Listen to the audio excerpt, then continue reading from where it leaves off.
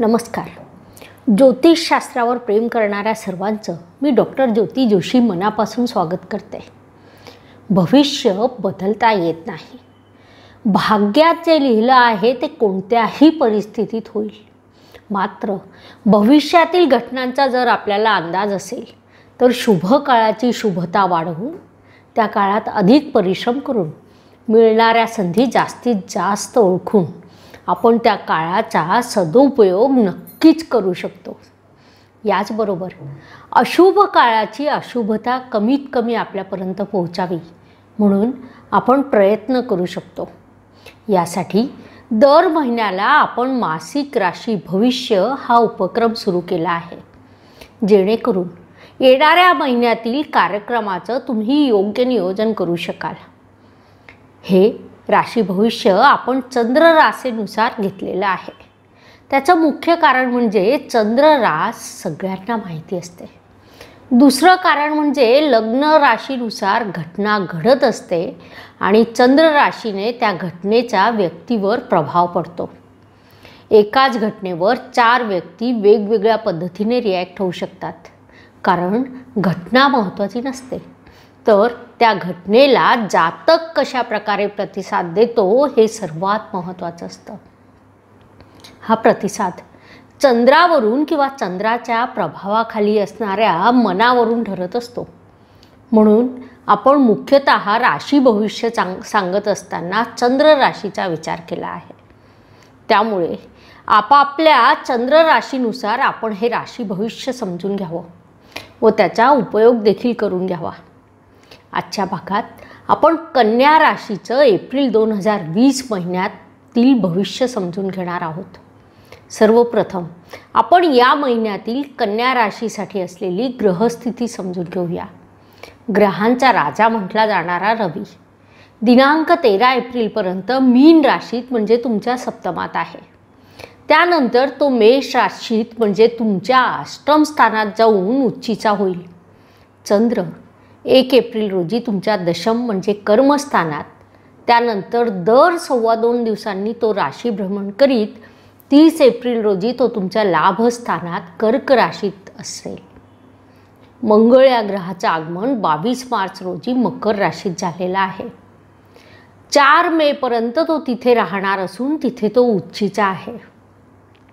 बुध या महिन्यात 3 राशींचा प्रवास करणार आहे.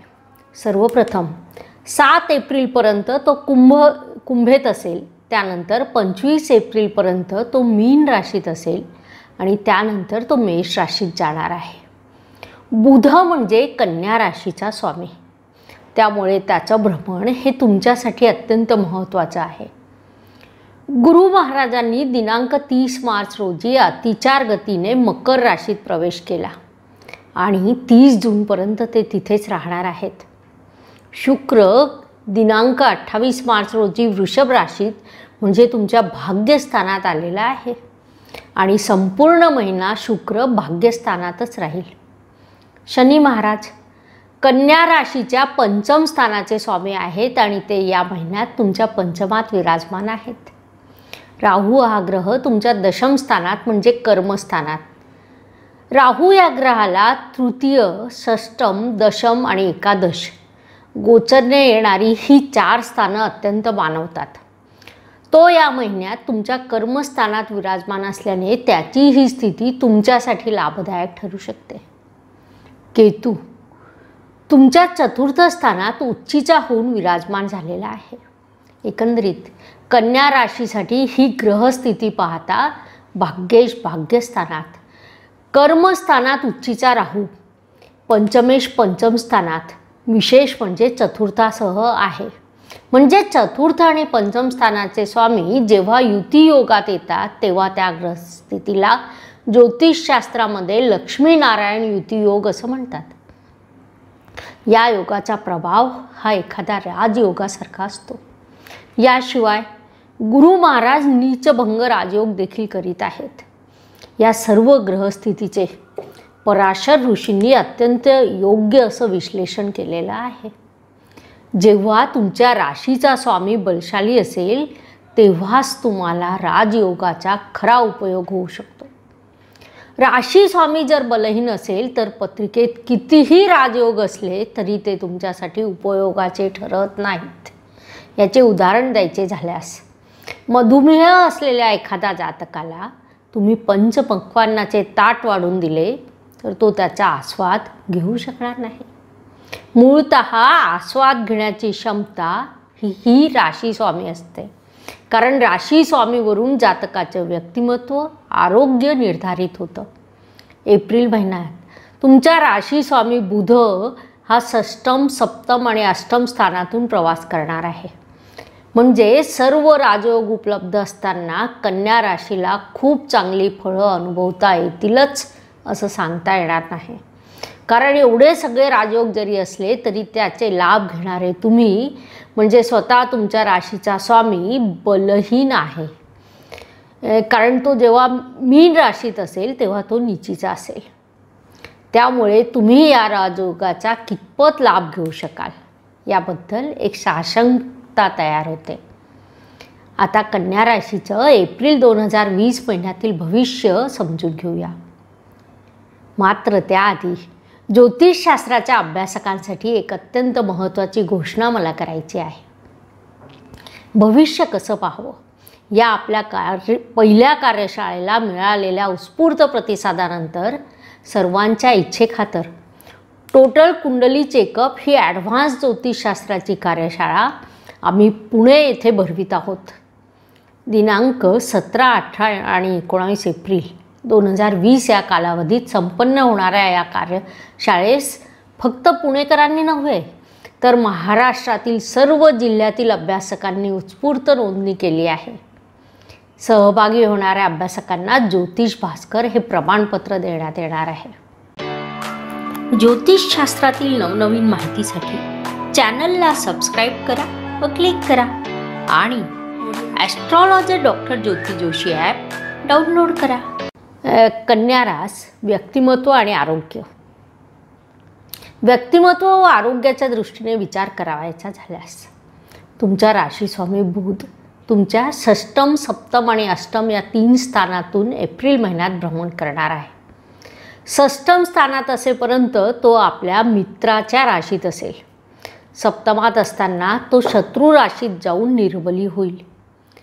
अष्टमात देखील तो शत्रू राशीतच असेल. त्यामुळे तुमच्या राशी स्वामीचं हे भ्रमण 7 एप्रिलपर्यंत तुमच्यासाठी लाभदायक. मात्र त्यानंतर तुम्हाला आपल्या आरोग्याची विशेष काळजी घ्यावी लागणार आहे. सोबतच घरात कुठल्याच कारणावरून विसंवाद होणार नाही याकडे देखील लक्ष द्यावे लागणार आहे. या गोष्टीचा विपरीत परिणाम तुमच्या व्यक्तिमत्वावर होणार आहे. कुटुंब.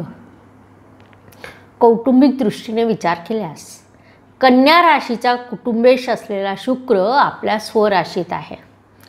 त्यामुळे कौटुंबिक सुख प्राप्त होण्यासारखे जरी वाटत असले तरी तसं होणार नाही.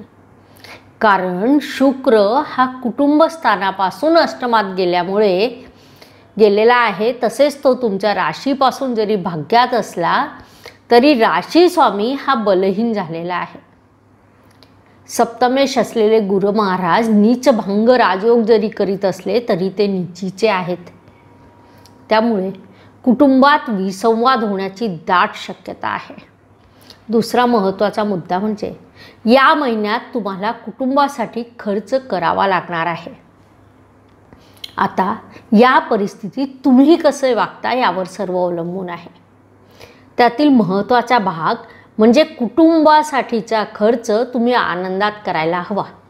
त्यामुळे कुटुंबात होणारा विसंवाद टाळता येऊ शकेल.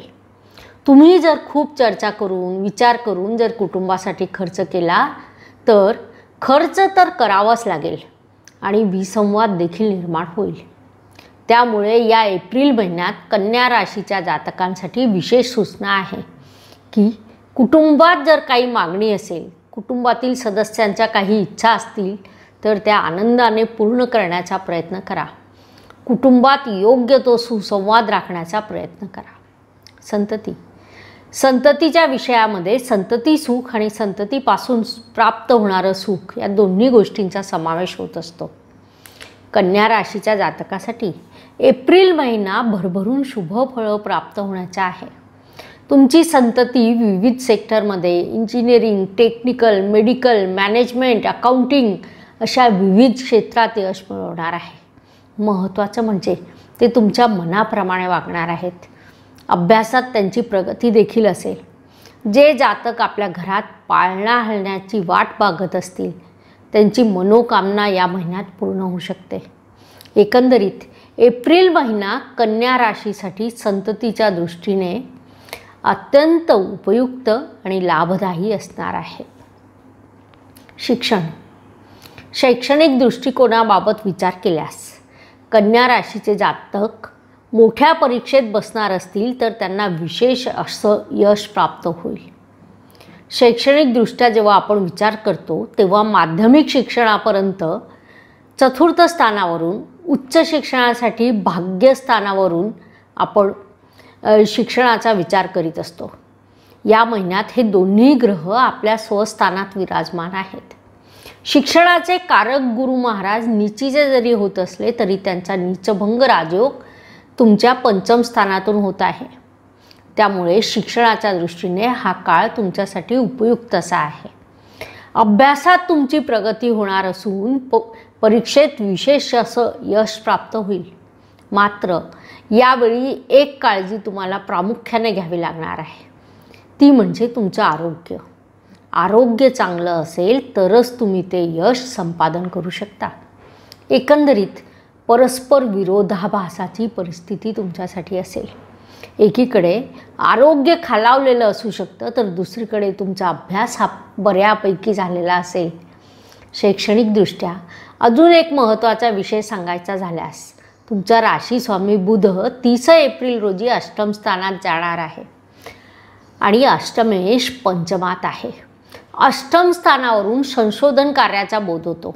तुम्ही जर एखादं संशोधनाचं कार्य करीत असाल तर या काळात तुम्हाला घवघवीत असं यश प्राप्त होईल. त्यामुळे तुम्ही त्याचा पुरेपूर लाभ घेतला पाहिजे. नोकरी व्यवसाय. नोकरी व व्यवसायाच्या दृष्टीने विचार केल्यास हा महिना कन्या जातकासाठी मध्यम स्वरूपाचा राहू शकतो. इतर ग्रहस्थितीवरून यश जरी दिसत असलं तरी तुमचा राशी स्वामी हा बलहीन झाला आहे. ही बाब प्रामुख्याने लक्षात घ्यायला हवी. म्हणजे वृद्धीच्या अनेक संधी तुम्हाला या महिन्यात प्राप्त होऊ शकतात. त्यापैकी काही तर जणू काही सुवर्ण संधी आपल्याला प्राप्त झाली आहे असं तुम्हाला वाटेल. मात्र तिचा पाहिजे तसा लाभ तुम्हाला घेता येणार नाही. तरीही तुम्ही तिचा लाभ घेण्यात कमी पडू नका. नुकसान होण्यापेक्षा थोडा कमी लाभ होणं कधीही चांगलं असतं. आर्थिक लाभ. आर्थिक लाभाच्या दृष्टीने विचार केला असता हा महिना कन्या जातकासाठी मध्यम स्वरूपाचा राहू शकतो. म्हणजे आर्थिक लाभ होईल मात्र तो मध्यम स्वरूपाचा असेल. कारण लाभ हा सर्वस्वी आपल्या कार्यक्षेत्रावर अवलंबून असतो. कार्यक्षेत्रात ज्या प्रकारचा चढ उतार असेल तो चढ उतार आर्थिक लाभावरही होत असतो. वास्तू. वास्तूच्या दृष्टिकोनातून विचार करावायचा झाल्यास वास्तूपासून मिळणाऱ्या सुखासाठी एप्रिल महिना कन्या जातकासाठी अत्यंत उत्तम आहे असं म्हणता येईल. मात्र नवीन वास्तू घ्यायची असेल किंवा जुन्या वास्तूमध्ये काही बदल किंवा नूतनीकरण करायचे असेल तर त्यासाठी तुम्ही 2 महिने थांबायला हवं. कारण हा महिना त्या दृष्टीने कठीण आहे. नवीन वास्तूमध्ये तुम्ही साधारणपणे जुलै महिन्यात नियोजन करावं. ताणतणाव. आयुष्यात सुखदुःख ही लागू असतात. तो निसर्गाचा नियम आहे. यातून कोणीच सुटलेलं नाही. त्यानुसार कन्या जातकासाठी या महिन्यातील 6, 12 आणि 23 या तारखा विशेष तणावाच्या राहणार आहेत. ग्रह हे शुभ आणि अशुभ दोन्ही प्रकारचे असतात. मानवी बुद्धिमत्तेने आपल्याला मिळालेल्या विविध ज्ञानाद्वारे आयुष्यातील दुःख कमी करण्याचा प्रयत्न आपण करीत असतो. या महिन्यात तुम्हाला सर्व ग्रहांचं चांगलं सहकार्य असताना देखील तुमच्या राशी स्वामीचं सहकार्य नाही. यावरील उपाय म्हणजे हिरव्या मुगाची खिचडी करून जर तुम्ही गाईला खाऊ घातली तर राशी स्वामीचं बळ वाढण्यास मदत होऊ शकतं आणि तुमचे व्यक्तिमत्व आरोग्य देखील उत्तम राहू शकतं. यूट्यूबची कार्यप्रणाली ही मुख्यतः चॅनलला लाईक सबस्क्राईब यावर चालते, म्हणून please like share and subscribe the channel आणि हो बेल आयकॉन दाबायला विसरू नका. धन्यवाद. शुभम भवतु.